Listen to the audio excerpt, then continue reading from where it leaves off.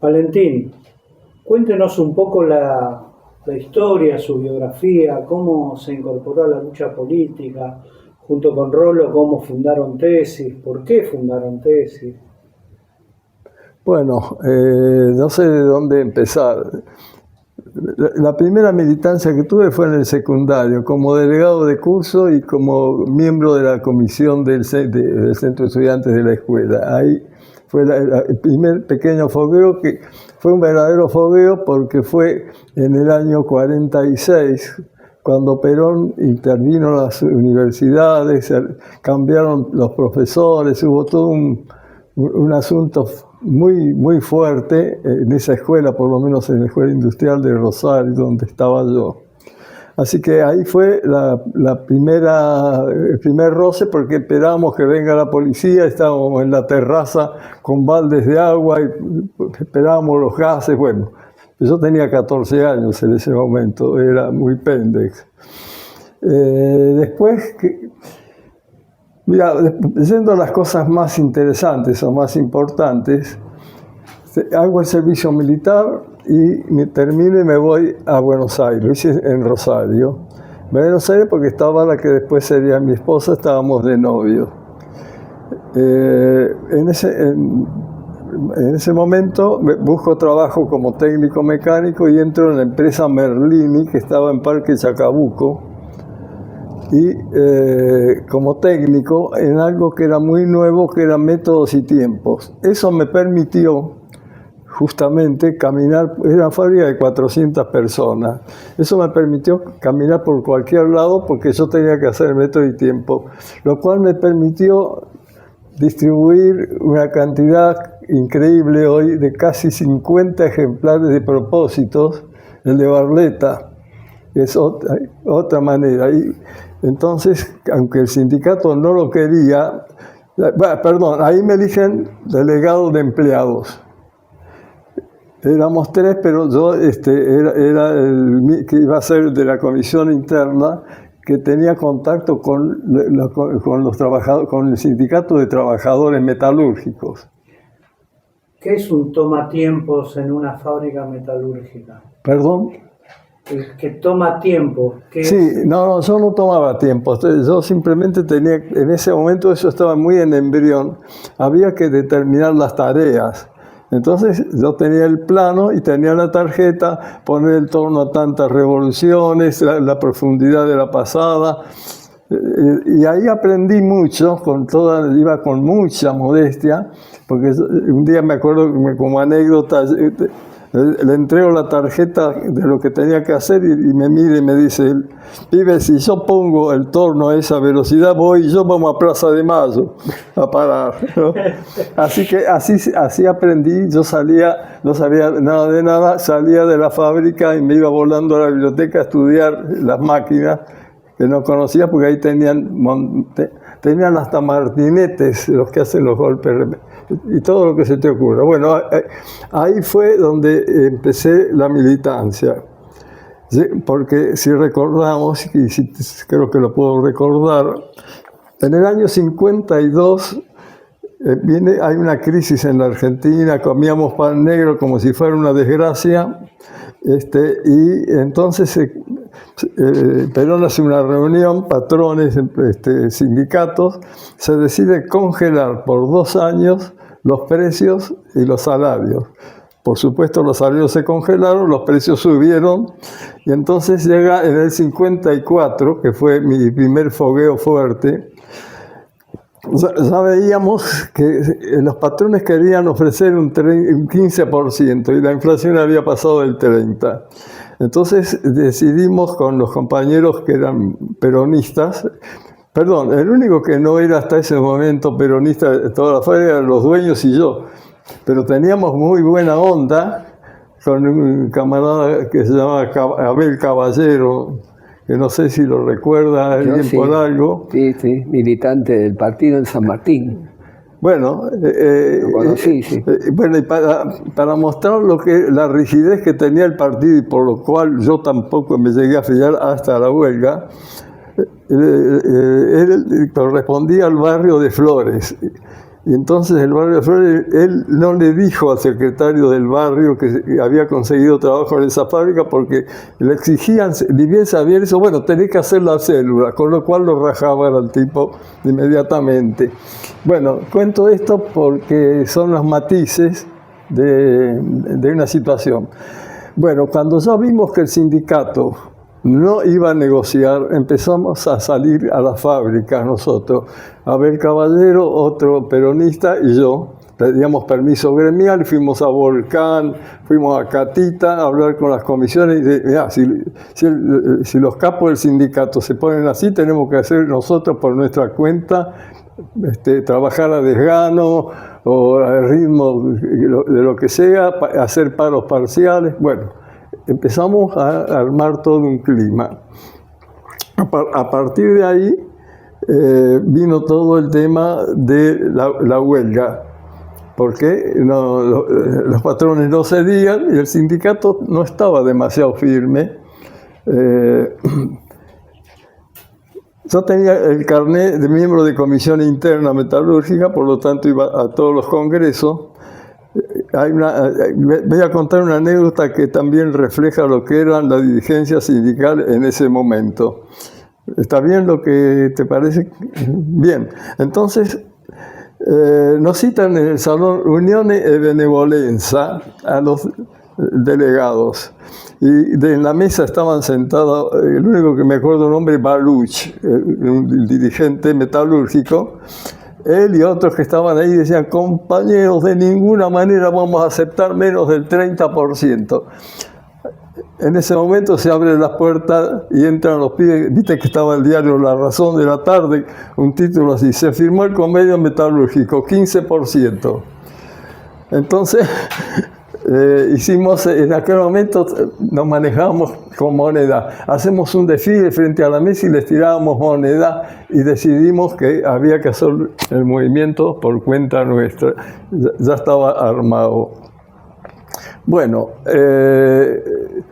se viene la huelga, hacemos guardia en la puerta de la fábrica, no sé cómo no nos bajaron a tiro. Estábamos día y noche custodiando la puerta de la fábrica y pintando y cruzando la calle diciendo un cartel que decía Merlini asesina nuestros estómagos. Nada más, listo. Entonces, a partir de ahí y del tema convocamos a la gente a través de los delegados, porque teníamos todos los contactos. Yo recién estaba mirando y admirando a Abel Caballero, la tranquilidad y la firmeza y la claridad con que estaba enfocando todo el tema, y también el barrio Flores, bueno, ahora no me acuerdo los nombres, con dos compañeros más, lo cual fue muy buena experiencia para mí. En ese momento me afilio al Partido Comunista a través de Abel Caballero y nos reunimos en la Plaza Martín Fierro. Éramos varios miles, no sé si alguien decía que éramos 15.000, otros decían que éramos 20.000. Tengo unas fotos en el libro de Íscaro, donde estoy yo sentado en un banco de la plaza. Me nombran secretario del comité de huelga. Primero porque la influencia del partido fue importante ahí. Además había huelgas de otros gremios, también de Grafa, también era un momento donde había una explosión porque el peronismo, a través de los delegados, los dirigentes gremiales, estaba frenando el movimiento. Bueno, compañeros, después te puedo mostrar el libro donde está la multitud de trabajadores. Se ve algunos con sombreros, era otra época. Estamos hablando del 54. Ya está.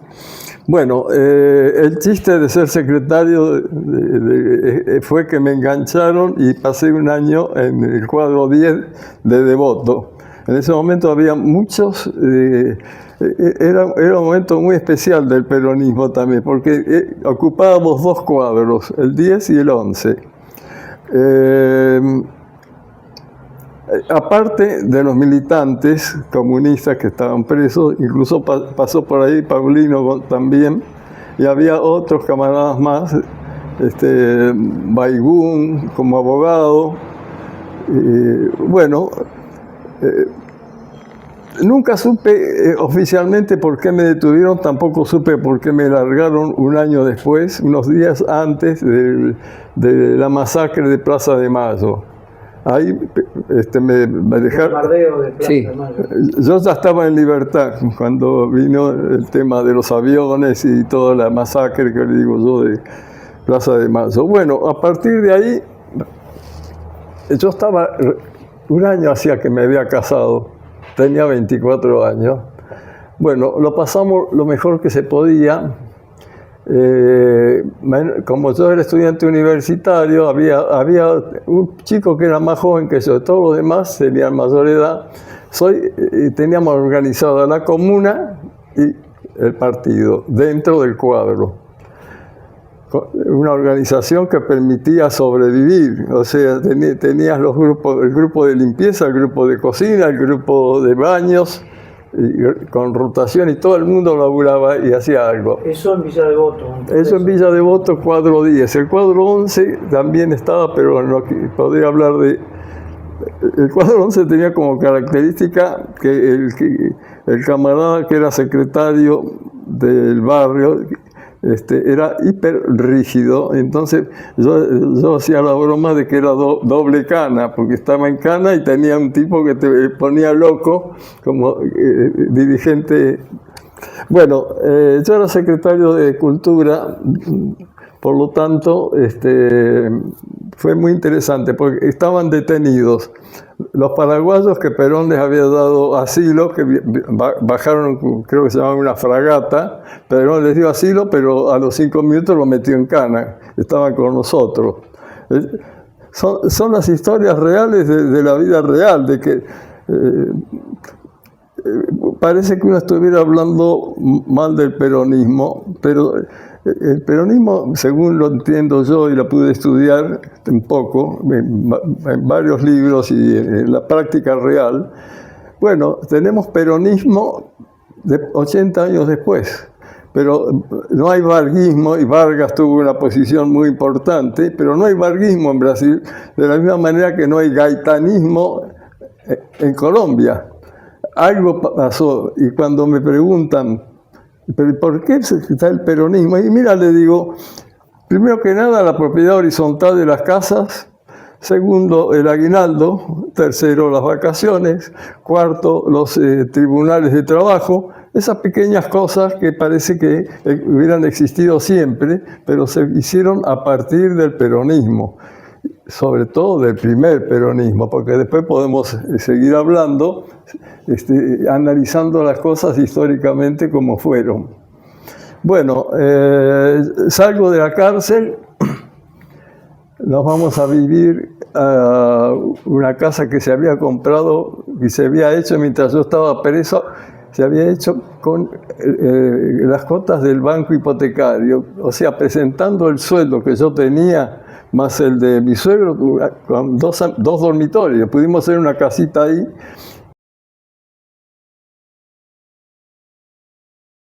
Entonces, un buen trabajador, bien calificado, conseguía un crédito y compraba un tornito o una fresadora, es inimaginable ahora, y avanzaba y se agrandaba. La empresita ya tomaba otro tornero, y así se fue dando.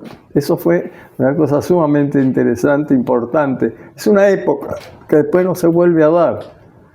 Pero bueno, yo recuerdo mucho cuando esas huelgas del 54 y algunos años posteriores, recuerdo mucho y muy bien las luchas que había.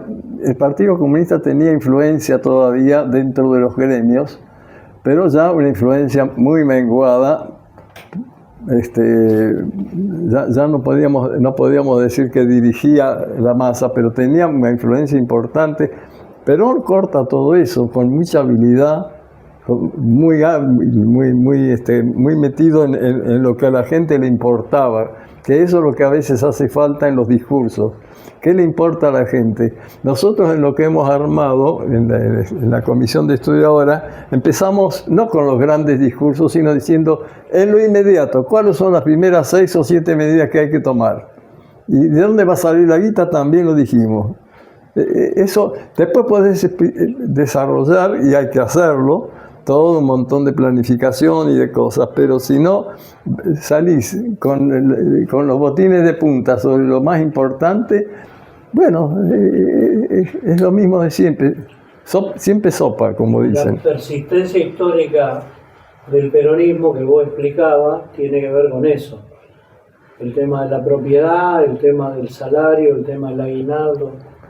El tema de la jubilación, claro. Porque en esa época solamente los ferroviarios y los bancarios, que hasta donde yo recuerdo se podían jubilar.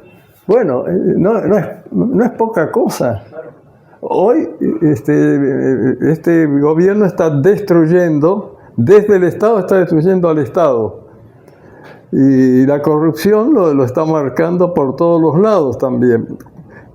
Bueno, están pasando cosas. Tiene toda la prensa, cuando hablamos de la situación, tiene toda la prensa en contra, la de la derecha, la del centro, la de la izquierda, todo. ¿Por qué? Porque exultante este tipo. Yo digo, en este momento me tocó leer alguna de las comedias de Shakespeare. Todas las comedias tienen un payaso. ¿Está claro? Pero traigo el libro, así me doy el gusto de mostrarle la foto. Hay una parte que me perdí de la entrevista, con lo cual por ahí te voy a preguntar algo que ya lo hablaron, pero bueno, volviendo a tu etapa de inicio en la militancia. A mi etapa de militancia. De tu militante como joven militante. La pregunta apunta básicamente a esto. Cuando empezaste a militar dentro del partido, la relación con el peronismo no es la misma, que la que pudiste haber tenido o adquirido con los años de tu experiencia militante. ¿Cómo podrías contar un poco esa transición? Porque los años en los que te tocó estar preso fue durante el gobierno de Perón, digamos. Y después de tu desarrollo, tu estudio y tu análisis sociológico, si se quiere, de la historia argentina, terminás reconociendo en Perón una cualidad política favorable para un sector que en algún momento por ahí no te pareció tanto. Bueno, yo lo que puedo decir es que para mí hay un primer peronismo al cual me referí acá, que termina cuando Perón se va. Hay estudios muy serios, uno de Potash, que es un gran estudioso del tema militar argentino, que demuestra que Perón se va, pero no estaba derrotado militarmente en el 55. Y hasta donde yo puedo pensar y opinar, lo cual no quiere decir que sea la verdad absoluta, creo que si Perón seguía y combatía esto y seguía, tenía que avanzar más. Y ya no era el mismo Perón que se eligió en el 46. Ya la cosa, empezaron a aflorar otro tipo de cosas de Perón. Entonces, yo creo que ahí hubo un corte. Perón no se va porque tenía una guarnición pequeña en Córdoba y tenía la Marina que amenazaba bombardear Mar del Plata los tanques de petróleo o de combustible. Entonces, ese es el Perón que se va. Y después, bueno, cuando vuelve todos conocemos toda la problemática, las 3A, todo eso. Pero el hecho, el otro día hablábamos con alguien, una gente que no tiene nada que ver con el partido ni la militancia. Yo digo, ¿ustedes saben que fue durante el peronismo cuando se sale la ley de propiedad horizontal? Ah, ¿cómo? Con Perón, porque parecería que siempre hubo una ley que promulgaba y una persona dijo, sí, yo pude ser propietario y tener el departamento porque coincidían varias cosas. Los alquileres congelados y y no se podía expulsar, no se podía desalojar a nadie. Entonces el dueño del enorme edificio, como si fuera este edificio, dice, lo vendo a cualquier precio porque esto es lo que no saco renta ni para los impuestos. Yo no sé si contesto exactamente lo tuyo, si no, seguime preguntando. No, bueno, va por ese lado. Y tengo una pregunta más puntual. ¿Tuviste algún acercamiento político, militante con Puiggrós? En la época, digamos, en la que... Mira, yo recuerdo a Puiggrós y a Artesanos cuando yo todavía estaba en la secundaria. No puedo decirte si realmente... ellos miraban al peronismo de otra manera. Y yo todavía en esa época era bien gorila. Sí, es así. Y bueno, yo no puedo decir que lo aplaudiera o no aplaudiera. Ellos dieron varias charlas en Rosario, donde yo estudiaba el secundario. Alguna vez fui, pero fue muy fugaz. Bueno, ellos tenían una visión del peronismo que por ahí en muchas cosas después resultó cierta y en otras no, como suele ocurrir. Hasta ahí te puedo decir, pero no avancemos más porque empiezo a inventar. Está muy bien. ¿Y tenés identificado el momento en el que para vos dejaste de ser gorila? Sí, fue el momento en que me afilié al Partido Comunista y fue durante la huelga metalúrgica donde hicimos un montón de cosas que yo comenté, no sé si estabas vos. A mí me gustaría mostrarles el libro de Íscaro, que son las 3 únicas fotos que conservo, porque todo lo demás la quemamos en esas noches de angustia, esperando que vengan a asaltar mi casa. Así que si traigo el libro y se los muestro. Dale.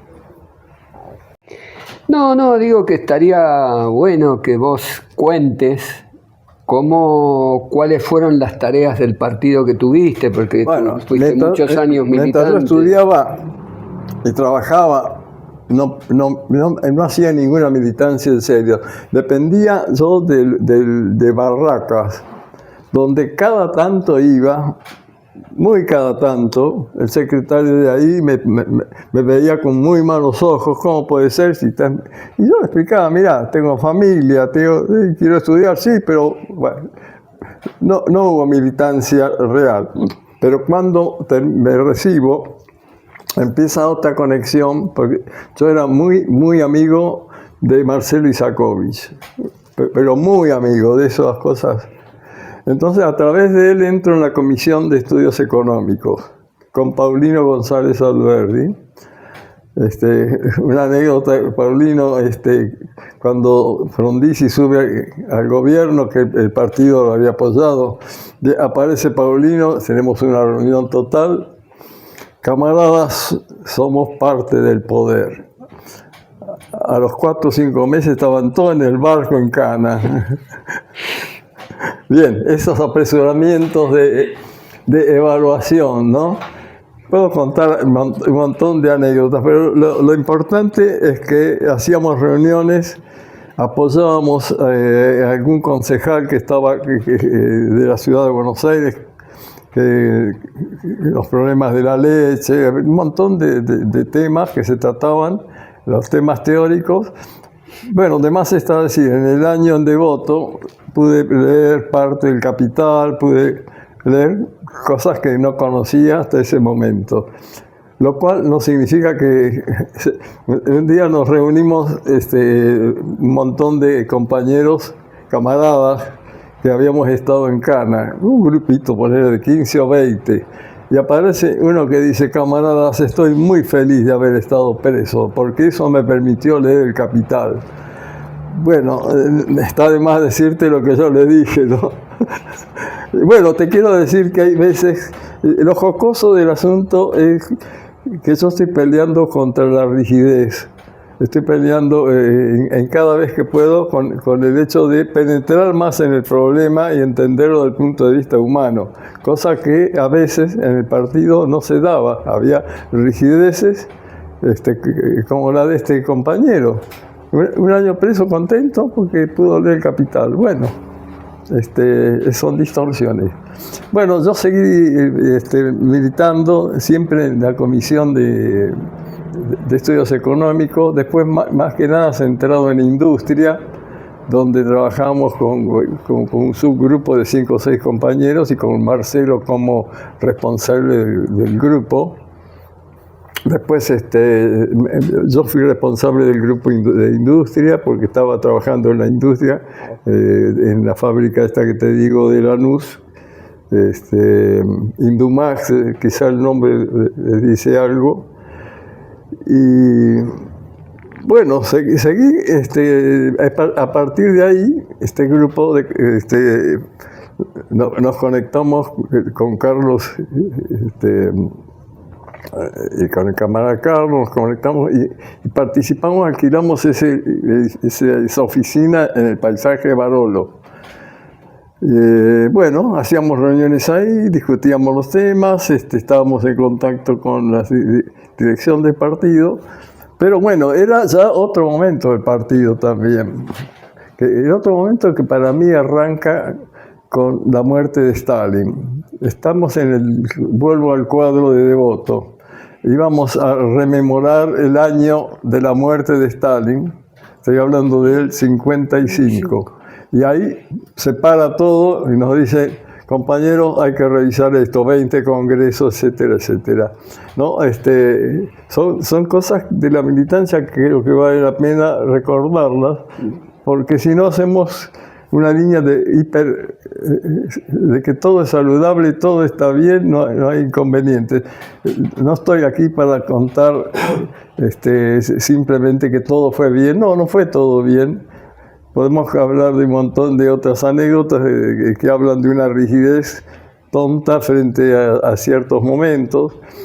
Podemos hablar también de algo que en ese momento, vos preguntaste cómo viví la dictadura. Bueno, por un lado puedo contar anécdotas de cuando me paraban en la calle, porque yo tenía que cruzar el riachuelo y ir todos los días a Lanús. Y por otro lado, desde la dirección del partido, me decían, si te llegan a detener, vos decís que sos comunista. Con lo cual salvás la vida, más o menos era eso. Bueno, yo creo que esas cosas hay que ponerlas negro sobre blanco, para eso estamos. No, está perfecto, me parece. Bueno, en ese momento teníamos tal miedo, tal angustia por nosotros, por los hijos, que nos pareció natural. Después razonándolo como lo hicimos razonando, pero entonces quiere decir que había una connivencia subterránea entre los milicos y la dirección del partido. Para un poco. Bueno, todo eso es bueno tenerlo presente. No sé sobre la militancia qué más puedo decir.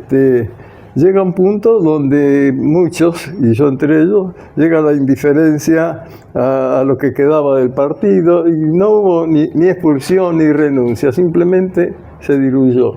Esa fue en la época del 16 Congreso.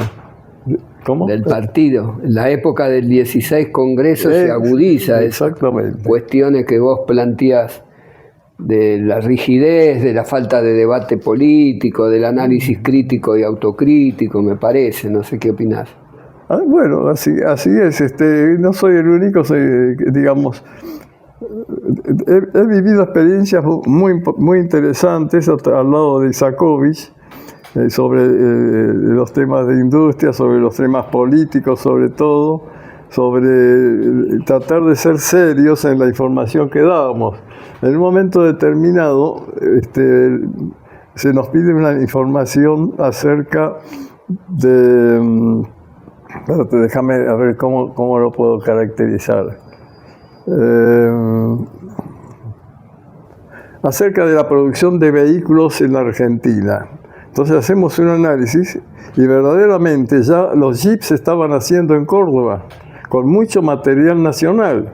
Entonces pasamos ese informe y aparentemente el compañero, que ahora no me acuerdo quién era de la dirección que se hace en una reunión del comité, no le echaron un carajo. Dijeron, en la Argentina es imposible fabricar coches. Y yo le digo, ¿y Marcelo, y no te levantaste? No me animé. Quiero describir el clima. Si vos pasás una información, no la lee, y el otro no se anima a pararse y decir, camaradas, disculpen, pero acá hay un error. No. Salió el informe del Comité Central de esa manera. Así que bueno, no sé, estas son las cosas de militancia que yo te puedo decir. Anécdotas, miles. Decime, ¿y este proceso político que se vivió con Néstor y Cristina Fernández de Kirchner, que arrancó en el 2003, después de la crisis del 2001? Bueno, es bastante conocido que apoyamos todo eso en ese momento. Y después en la comisión de estudio hemos discutido muchísimo, pero mucho, qué pasa, por qué ese partido peronista y Cristina se frenan. Bueno, yo quizá tengo un esquema, pero cuando Cristina sube con el 50 y pico % de los votos y tiene las dos cámaras, yo me acuerdo de la imagen, estábamos en Junín, y me acuerdo de la imagen de Carlos Alonso, que estábamos discutiendo, ¿y qué pasa? ¿Por qué no se avanza? Entonces, bueno, creo que fue el que, fue el que dijo, mira, se avanza cuando se llega a una pared, si no la volteás, rebotás. Y eso entiendo que lo vimos con claridad en la comisión de estudios últimamente, en ese momento.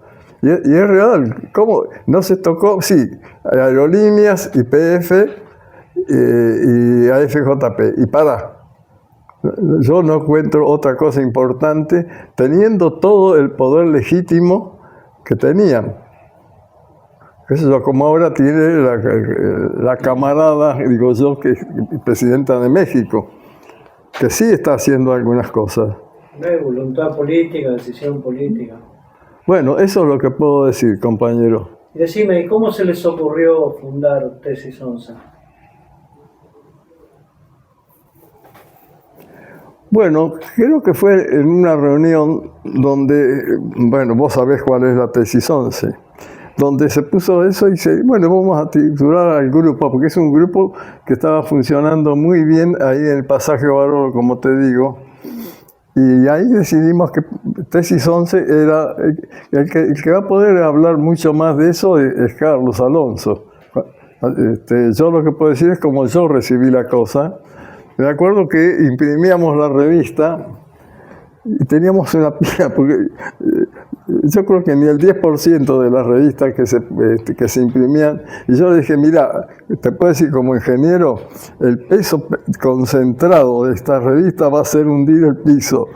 No, lo digo en serio, me tocó presenciar el derrumbe de algún edificio con las cargas, como ingeniero, con las cargas mal puestas. Los expedientes, los tribunales. Bueno, era medio en broma y medio en serio, ¿no? Bien, hasta acá lo que te puedo comentar. Bueno, buenísimo. Ahora, un poco Tesis 11 fue un lugar donde se intentó... Perdón, yo no te puedo escuchar bien. Dale, pueden pasarse el micrófono. Opa, cuidado que no se caiga. ¿Lo puedo tener en la mano también? Acercarlo a la boca y ya está. Parece, sí. ¿Ahí me escuchás? Perfecto. Bueno, no, te preguntaba que yo creo que Tesis 11 fue en un momento una suerte de intento de análisis más crítico y autocrítico de toda la situación política, tanto internacional como nacional, y convertirse en una suerte de aporte, porque no solo se editaba la revista, se editaron una cantidad importante de libros de distintas hacíamos reuniones compañeros y compañeras, y hay gente de un grado de capacidad, con estudios, de los cuales tenemos todavía... Bueno, editamos varios libros, en los cuales yo participé en 2, que salían en la revista La Hora. Bueno, hicimos un trabajo que era lo que podíamos hacer, lo que sabíamos hacer. Las repercusiones que puede haber tenido nos hubiera gustado que sean mayores, pero todo eso sigue persistiendo hoy todavía. Hacemos cosas y nos gustaría que repercutan más. ¿Alguna otra pregunta? Sí, ¿Se te ocurre? Dale. Es interesante una parte de tu vida porque el compañero, además de ser ingeniero, se dedicó a estudiar historia y se recibió, hizo una tesis, así que me parece que es importante eso porque lo hizo incluso avanzada ciertos años de su vida. Sí. Y eso es interesante desde el punto de vista del esfuerzo, etcétera. Bueno, yo hice una tesis llamémosle de grado. No, que la pregunta que te decía el compañero Rodrigo Sí. es el hecho de que hubo una suerte de reconocimiento, porque se hizo público eso. No entiendo. Cuando vos te recibiste, se hizo público que vos habías adquirido el título de doctor en historia. Doctor en historia. Doctor en historia, a una edad no común. A los 93 me aprobaron con aplausos una tesis de 200 y pico páginas en la que yo analizo la forma en que la televisión y todos los organismos de filmación representaron la crisis del mundo del trabajo durante Menem. Entonces, apoyándome en 14 películas nacionales, 7 ficcionales y 7 películas documentales, de ahí extraje y surge cómo el cine en su momento representó, el cine argentino, el cine hecho en esa época o inmediatamente después de los 90, cómo representó el drama que sufrieron y soportaron los trabajadores en la Argentina. Bueno, fue aprobado en una universidad privada como la Di Tella, con mucho apoyo, y bueno, eso me permitió tener el título de doctor. Hubo un poco de revuelo, no por la tesis, porque no la había leído nadie todavía, así que después lo leyó alguien, sino porque un tipo de 93 años. Entonces, acá, sentado en esa mesa, vinieron de Clarín, vinieron de La Nación a sacar fotos. Tuve entrevistas de una radio de Córdoba, pero como 10 entrevistas, y Clarín me sacó en una foto en página impar. Bueno, fue una aventura linda, que forma parte de mi vida. Y también quiero referirme a la tesis que hice antes, que la presenté a los 80 años.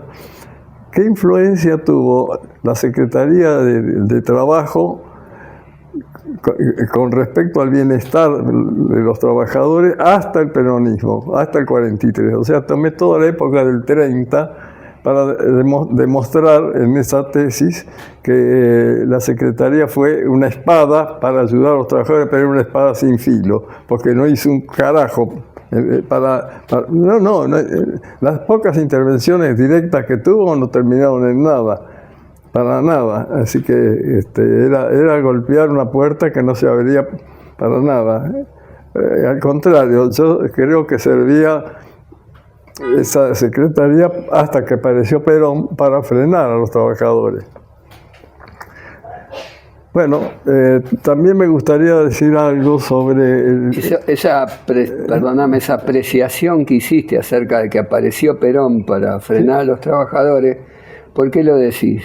¿O cuál es tu mirada frente a eso? Mi mirada es que Perón intentó, primero, antes de ser lo que fue Perón, con toda la maravilla que fue, y que por algo dejó sembrado todo esto, cosa que no pasó, no sé si yo te lo dije acá, no pasó con Vargas ni pasó con Gatán. Perón intentó y eso está bien graficado porque fue una reunión en la Cámara de Comercio, intentó que la burguesía y el poder financiero lo apoye para ser presidente. Y bueno, le hicieron pito catalán, no le dieron pelota porque él dijo, miren que los comunistas en Europa, ojo, estamos en el 45. Estamos en el 45. La guerra en Europa está terminando. Los rusos avanzan, ya estaban llegando a Francia pronto. Bueno, ahí por eso se abre el segundo frente. Entonces, Perón les dice, miren, yo voy a frenar el comunismo, elíjanme a mí. Bueno, después consiguió disolver muchos, con todo un montón de cosas, ese es un capítulo aparte, disolver los sindicatos comunistas que eran los más importantes de lejos de cualquier otra organización de trabajadores. Entonces, cuando Perón no consigue el apoyo de la burguesía y del capital financiero, etc., ¿en quién se apoya? Se apoya fundamentalmente en los trabajadores. Hay anécdotas hermosas sobre eso. Y se apoya también en lo peor del ejército y lo peor de la iglesia. Y así es presidente, en una campaña donde utilizó por primera vez la radio, que se ponían los parlantes en las plazas del interior y salía la voz de Perón. Aprovechó las giras en tren, la gran red ferroviaria, donde con Eva iban. Así que por los distintos pueblos haciendo campaña. Bueno. Ahora hay una lucha, yo creo que Perón sale también al encuentro de la lucha de los trabajadores de ese momento. Porque Perón hace una política muy hábil, donde sí sale a la lucha y está Cipriano Reyes empujando el gremio de la carne, y Perón, ¿qué quiere decir que se apoyó, lo que yo dije, en los trabajadores? Haciendo concesiones, generando cosas, incluso el día anterior a que lo llevan preso al Tigre, Perón organiza una reunión desde lo que era la sede de la Secretaría de Trabajo, que creo que es donde está ahora el Consejo Deliberante. Y frente a eso les da una manija impresionante. Hay que luchar para conseguir, bueno, les da una manija como si fuera la continuación del 17 de octubre. Digamos, y eso es lo que permitió, más la inhabilidad a mi criterio, de los militares, que la gente se reúne en Campo de Mayo, porque no bastaba con levantar los puentes. Si vos pones soldados alrededor de la Plaza de Mayo, no hay reunión, no hay 17 de octubre. Faltaba Patricia Bullrich. ¿Cómo? Faltaba Patricia Bullrich. Sí. ¿Y José Peters? José Peters, ¿qué te puedo decir? José Peters fue un legítimo representante de los trabajadores y luchó y logró muchas cosas. Cometió un error que le costó mucho levantar y creo que no lo pudo levantar nunca. Era un momento en plena guerra, con los nazis avanzando, y nosotros seguíamos, como éramos neutrales, seguíamos vendiéndole carne a Inglaterra, porque los barcos argentinos con bandera argentina no eran argentinos, pero eran con bandera argentina, no los hundían. Entonces llega un momento donde hay una tremenda huelga, yo digo lo que recuerdo, por supuesto, una tremenda huelga de los trabajadores de los frigoríficos, y hay una reunión en la cancha, creo, de Dock Sur, de Sarandí, una cancha ahí, donde él pide, en función de que no había que lo principal era la guerra y ayudarle a Inglaterra, había que seguir mandando carne. Camaradas, compañeros trabajadores, levanten la huelga porque tenemos que seguir produciendo carne. Y eso fue para mí la muerte política de José Peters. Es lo que yo recuerdo, y debe estar descrito de alguna forma, pero fue terrible porque si en plena lucha con la patronal vos le decís levanten la huelga sin conseguir nada, es un desprestigio brutal, y él tenía una posición, para mí, que podía haber sido más importante que Cipriano Reyes. Yo conocí a Cipriano Reyes, estaba en la época... Yo estaba en el industrial, todavía no había terminado el secundario, y va Cipriano Reyes, puesto en libertad, hizo todo un recorrido, y yo me acuerdo que, no voy a olvidar, la mano que me dio, era la mano de un dirigente, estaba toda la potencia de él, por lo menos así lo sentí yo muy joven como era. Más anécdotas puedo contarte un montón. ¿Algo más, Rolito? No. Podemos hablar de la arbitrariedad de las detenciones en ese año en el que yo estuve preso. Era una arbitrariedad total. Había compañeros que la bancamos de alguna manera, otros se sentían muy mal. Y yo viví estando preso el momento en que la iglesia se pone de punta con Perón. Entonces estábamos esperando, porque todas las noches esperábamos libertad, cada tanto salía uno en libertad y cada tanto entraban. Entonces estábamos esperando que salga alguna libertad cuando se abre la reja y entran dos tipos grandes, bien vestidos, con saco y todo. Eran dos estudiosos de historia griega.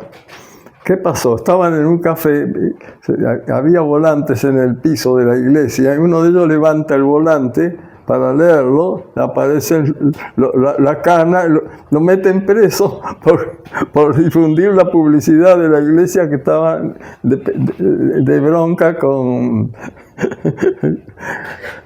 Bueno, fue otra época también interesante. Toda nuestra vida es demasiado interesante. Una última pregunta yo. ¿Cómo ves?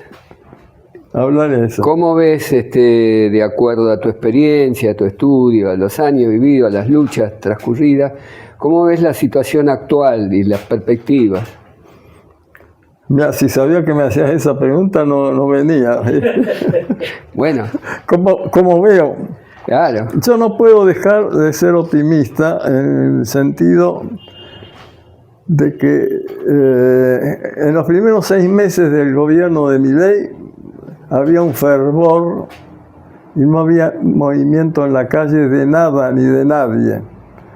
Conversábamos el otro día en la reunión que es una pequeña luz en la dirección de lo que siempre habla Rolo, de la gente movilizándose, porque si no hay movilización popular, esto puede seguir hasta el infinito.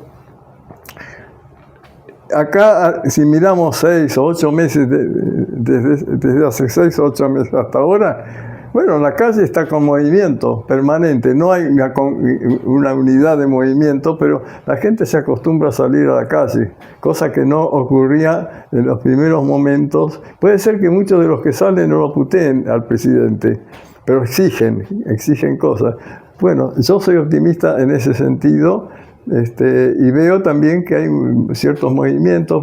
Creo que vos eras el que citabas el otro día, el grupo Atenas, que bueno, es una iniciativa muy fuerte, muy importante, y creo que ahora que tuvimos el gran elector en mucha gente, en la Argentina hay un sentimiento anti-yanqui flotando. Creo que fue gane o pierda Milei. Creo que mucha gente podría llegar a entender, luego en potencial, de que bueno, estamos con un gobierno que no funciona. En primer lugar, el plan económico no funcionó. Eso podemos ser terminante, porque pidieron 12.000 millones y ya se fugaron. Y ahora hablan con 20, más otros 20. Sí, son fantásticos. Deudas para emparchar porque esto no, si el plan económico hubiera funcionado, no hacía falta pedir guita afuera. Eso es tan elemental como ver de dónde sale el sol. Así que eso es lo que veo en este momento, con un matiz de optimismo. Simplemente, y me planteo la ironía, tiene que ser los jubilados los que salen a la calle. Bueno, los primeros que salieron a la calle en serio, de forma sistemática, fueron los jubilados. Y eso es importante también de ver cómo el retraso que hay de la parte del gremialismo. Yo no veo un sentimiento de lucha, pese a que soy optimista por la gente en la calle, no veo un sentimiento de lucha potente de, cuando te despiden 300 tipos, esos 300 tipos tienen que ir a la plaza, quedarse a dormir en la Plaza de Mayo gritando. Bueno, tenemos, el otro día creo que hubo un reparto de verdura gratis, hoy no me acuerdo, hoy fue, bueno, hay cosas que se mueven, y cuando hay cosas que se mueven uno puede tener esperanza. No es un falso optimismo, simplemente eso.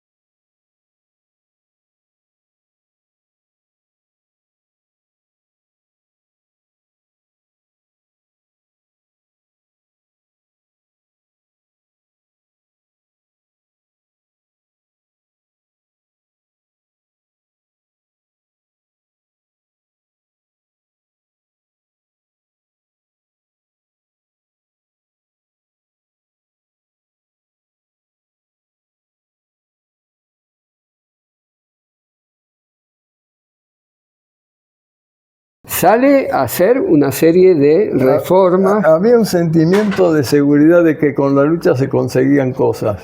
Ese es el sentimiento que, incluso creo que la movilización sindical que hubo cuando el Rodrigo, bueno, no es que creo, se fueron, tuvo que volar, cambiaron las cosas. Incluso, muy curioso, yo antes de estar trabajando en esa fábrica, era miembro de la Cámara de Autopartistas. Cuando vino el Rodrigazo, las materias primas suben, los salarios suben, pero las fábricas, Ford, Fiat, etc., no querían aumentar. Entonces fue el primer desfile que cuando lo pienso me sonrío. La Cámara estaba en la calle Viamonte. Por la diagonal, saco y corbata, marchábamos los empresarios a exigirle al gobierno. La lucha no era solamente de los trabajadores, también la pequeña o mediana burguesía, sobre todo la pequeña, peleaba. La Cámara era una Cámara que defendía los intereses y bueno, salió como un decreto también de que las terminales de automotrices tenían que aumentarnos. Bueno, no sé, son anécdotas que... Eso fue en el 75, si no me equivoco. En el año 75, 1975. Yo no me acuerdo, Rodrigo, cuándo fue. 1975. Puede ser. Cierto. Ahí te preguntaba Rolo, después del bombardeo de la Plaza de Mayo, por parte de la fuerza del ejército, la fuerza aérea y naval, ¿qué es lo que sentía la población, los trabajadores? ¿Cómo vivía ese momento? Mira, no estoy en condiciones de contestarte, porque yo había salido de la cárcel hacía 10 días, tenía muy poco contacto con la gente. Recién después me conecté más con Caballero y con algunos otros compañeros, y bueno, ya estaba afiliado al partido, no a la FEDE. No te puedo contestarle con ninguna certeza ni aproximado cuál era el sentimiento.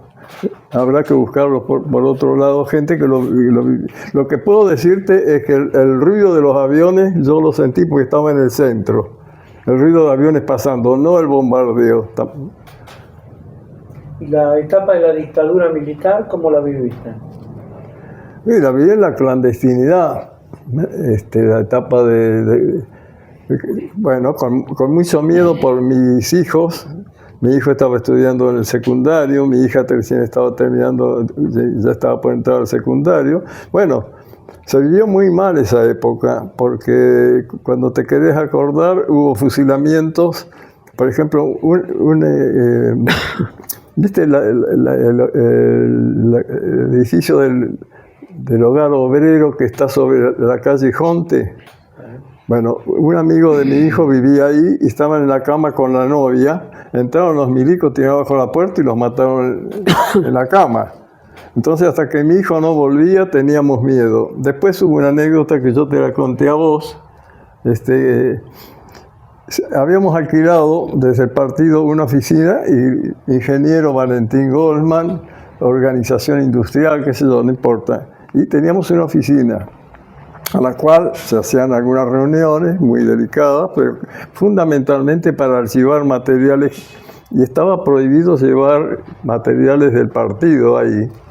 Por supuesto, Jaime Fuchs violó inmediatamente. Reiteradamente. Bueno, ahora por eso vos me preguntás cómo viví. Bueno, esto es lo peor que me tocó vivir, porque al lado, en la oficina, hicieron el allanamiento y detuvieron a Rostito. Nada menos. Entonces, bueno, yo tenía mucho miedo. Nos pasamos 2 noches quemando fotos de la huelga, quemando todos los materiales que se te ocurra. Reventamos el inodoro. De tanto, no, es una verdad. 2 noches nos pasamos mirando por la ventana a ver si venían a buscarnos. Lo pasamos mal, no lo pasamos bien. Después, bueno, estaba el hecho cuando yo, bueno, espera, hay todo un paréntesis en el cual yo no puedo conseguir trabajo como técnico. Primero porque no tenía experiencia de trabajo, lo que yo había hecho era una cosa muy nueva, que no se hacía todavía. Y segundo, que el antecedente de estar un añito fuera de circulación, no me permitía. Bueno, mi ambición fundamental era terminar la carrera de ingeniero. Empiezo en La Plata. Trabajo vendiendo repuestos de autos a los talleres mecánicos, a las casas de repuestos chicas. O sea, me transformo en un pequeñísimo empresario. Contrato, vivíamos en Bernal, contrato 2 jubilados para que hagan el trabajo. Me transformo en un patrón y con la ayuda tomo una persona de venta y me dedico a tratar de estudiar, porque si no, bueno, me termino recibiendo. En el interín ¿Qué te recibí? Me recibí de ingeniero mecánico electricista. ¿A qué edad? 32 años, una carrera de 11 años, porque en mi interín tuve 2 hijos. Ya eso también te da la pauta de que había que atender todo eso. Bueno, ningún milagro, simplemente la fortaleza que tiene uno cuando tiene la edad de este muchacho. La energía que parece que es permanente. Vivíamos muy aislados, yo comentaba a Rolo, porque mi esposa tenía el ficherito de Quilmes, Bernal, la zona sur, y entonces no recibíamos visitas, vivíamos encapsulados. Bueno, quizá eso también me ayudó a terminar la carrera. Necesito un poco de agua.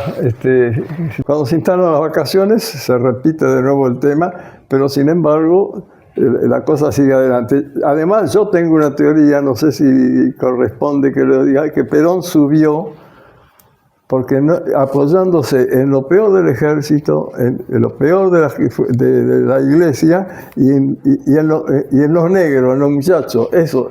Porque Perón intentó hacer otra cosa, eso es muy conocido, la reunión en la Bolsa de Comercio, cuando dije, miren, en Europa el comunismo se viene, está por ocupar Francia, ustedes me eligen a mí, yo voy a parar el comunismo acá. Y los tipos dijeron, no, pará, este es un pelotudo, chao, listo. No le dieron bola, y después, bueno, vino Braden o Perón, que se está repitiendo en estos días. Es una especie de Braden o Perón de nuevo. Yo no sé para qué vamos a ir a votar el día 26 si el gran votante ya dijo lo que había que hacer. Le va a ir muy mal. Bueno, ahora había un clima de lucha en esos años. ¿Cómo? En esos años ¿Sí? había clima de lucha de los trabajadores por sus reivindicaciones, ¿no? No, te pregunto. Mira, el clima de lucha seguía. Yo me acuerdo cuando fue que estaba Isabelita gobernando y estaba ¿cómo se llama el ministro? Rega. No, el de Economía. Que largó un 150% de aumento de las cosas. Yo estaba en la fábrica en Lanús, donde trabajé como ingeniero. También eran 300 y pico trabajadores. Cuando Rodrigo, el ministro era Rodrigo. Rodrigo. El Rodrigazo. Vinieron del sindicato 2 ómnibus y se levantaron la gente a Plaza Mayo. Iba dirigida a saber si había magnitud de lucha, porque un poco también si había luchas de los trabajadores por sus reivindicaciones, porque en alguna medida el gobierno peronista de esa época, Perón, sale a hacer una serie de reformas. Había un sentimiento de seguridad de que con la lucha se conseguían cosas. Ese es el sentimiento que incluso creo que la movilización sindical que hubo cuando el Rodrigo, bueno, no es que creo, se fue, lo tuvo que volar, cambiaron las cosas. Incluso, muy curioso, yo antes de estar trabajando en esa fábrica, era miembro de la Cámara de Autopartistas. Cuando vino el Rodrigazo, las materias primas suben, los salarios suben, pero las fábricas, Ford, Fiat, etc., no querían aumentar. Entonces fue el primer desfile que cuando lo pienso me sonrío. La Cámara estaba en la calle Viamonte. Por la diagonal, saco y corbata, marchábamos los empresarios a exigirle al gobierno. La lucha no era solamente de los trabajadores, también la pequeña o mediana burguesía, sobre todo la pequeña, peleaba. La Cámara era una Cámara que defendía los intereses y bueno, salió como un decreto también de que las terminales de automotrices tenían que aumentarnos. Bueno, no sé, son anécdotas que... Eso fue en el 75, si no me equivoco. En el año 75, 1975. Yo no me acuerdo, Rodrigo, cuándo fue. 1975. Puede ser. Cierto. Ahí te preguntaba Rolo, después del bombardeo de la Plaza de Mayo, por parte de la fuerza del ejército, la fuerza aérea y navales, ¿qué es lo que sentía la población, los trabajadores? ¿Cómo vivía ese momento? Mira, no estoy en condiciones de contestarte, porque yo había salido de la cárcel hacía 10 días, tenía muy poco contacto con la gente. Recién después me conecté más con Caballero y con algunos otros compañeros, y bueno, ya estaba afiliado al partido, no a la FEDE. No te puedo contestarle con ninguna certeza ni aproximado cuál era el sentimiento.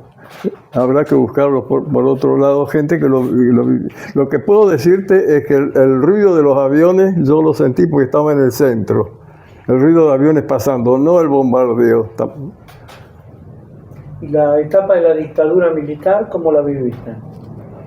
Mira, viví en la clandestinidad, la etapa bueno, con mucho miedo por mis hijos.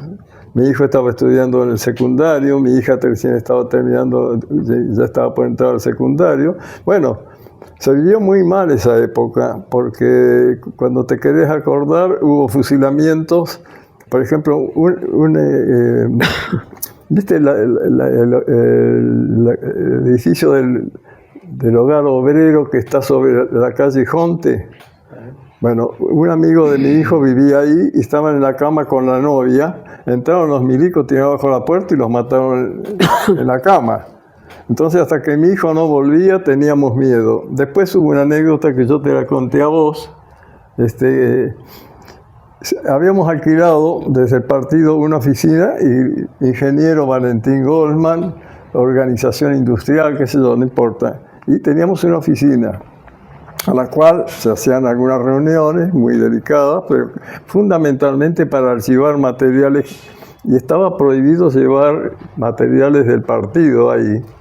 Por supuesto, Jaime Fuchs violó inmediatamente. Reiteradamente. Bueno, ahora por eso vos me preguntás cómo viví. Bueno, esto es lo peor que me tocó vivir, porque al lado, en la oficina, hicieron el allanamiento y detuvieron a Rostito.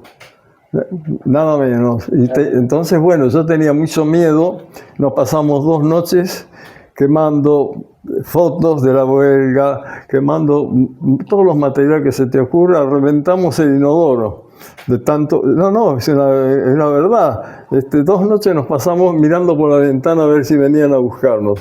Lo pasamos mal, no lo pasamos bien. Después, bueno, estaba el hecho cuando yo, bueno, espera, hay todo un paréntesis en el cual yo no puedo conseguir trabajo como técnico. Primero porque no tenía experiencia de trabajo, lo que yo había hecho era una cosa muy nueva, que no se hacía todavía. Y segundo, que el antecedente de estar un añito fuera de circulación, no me permitía. Bueno, mi ambición fundamental era terminar la carrera de ingeniero. Empiezo en La Plata. Trabajo vendiendo repuestos de auto a los talleres mecánicos, a las casas de repuestos chicas. O sea, me transformo en un pequeñísimo empresario. Contrato, vivíamos en Bernal, contrato 2 jubilados para que hagan el trabajo. Me transformo en un patrón y con la ayuda tomo una persona de venta y me dedico a tratar de estudiar, porque si no, bueno, me termino recibiendo. En el interín ¿Qué te recibí? Me recibí de ingeniero mecánico electricista. ¿A qué edad? 32 años, una carrera de 11 años, porque en mi interín tuve 2 hijos. Ya eso también te da la pauta de que había que atender todo eso. Bueno, ningún milagro, simplemente la fortaleza que tiene uno cuando tiene la edad de este muchacho. La energía que parece que es permanente. Vivíamos muy aislados, yo comentaba a Rolo, porque mi esposa tenía el ficherito de Quilmes, Bernal, la zona sur, y entonces no recibíamos visitas, vivíamos encapsulados. Bueno, quizá eso también me ayudó a terminar la carrera. Necesito un poco de agua.